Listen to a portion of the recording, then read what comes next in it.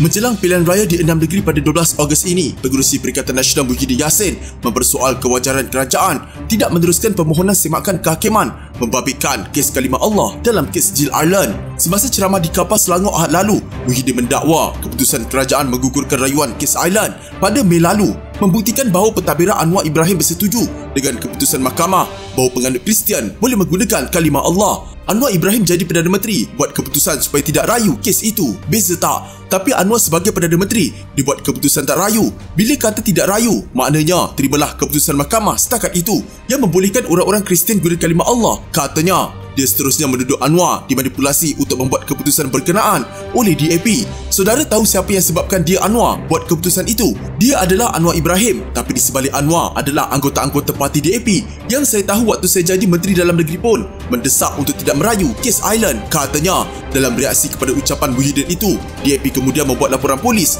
terhadap bekas Perdana Menteri itu kerana memainkan isu 3R iaitu kaum, agama dan raja-raja. Ahli Parlimen Bukit Bendera Shalina Abdul Rashid membuat laporan itu pada Isnin lalu dan bergesa polis menyiasat Muhyiddin bahawa Akta Sultan dan Seksyen 505 Kanun Kesiksaan kerana mengeluarkan kenyataan yang boleh memudaratkan ketenteraman awam. Ini adalah satu perilaku hipokrit Perikatan Nasional apabila mereka sendiri menggunakan isu 3R untuk PRN yang berlangsung ketika ini. Niat mereka tidak lain tidak bukan untuk menimbulkan kebencian dan ketakutan dalam kalangan pengundi terhadap Pakatan Harapan.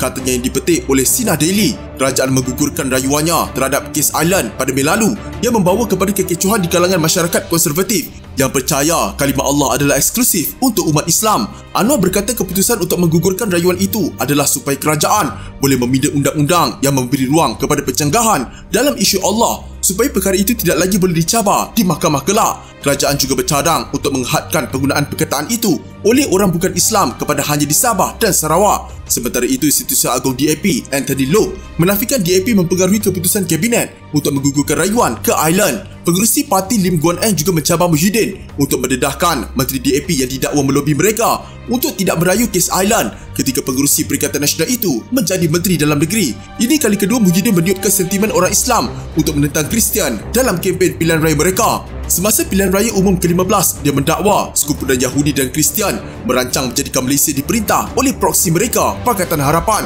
Bagi saya ini berbahaya. Adakah ini bermakna akan ada proses kristianisasi? Kita pernah dengar cerita sebelum ini bukan? Di Kuala Lumpur dan Petaling Jaya, ada orang Melayu ke gereja pada hari Ahad. Mereka telah jadi orang Kristian. Saya tidak fikir ada ramai kerana kebanyakan kita adalah orang Islam. Bagaimanapun, agenda dan niat mereka adalah untuk menjadikan Malaysia sebagai tanah jajahan, katanya pada November lalu.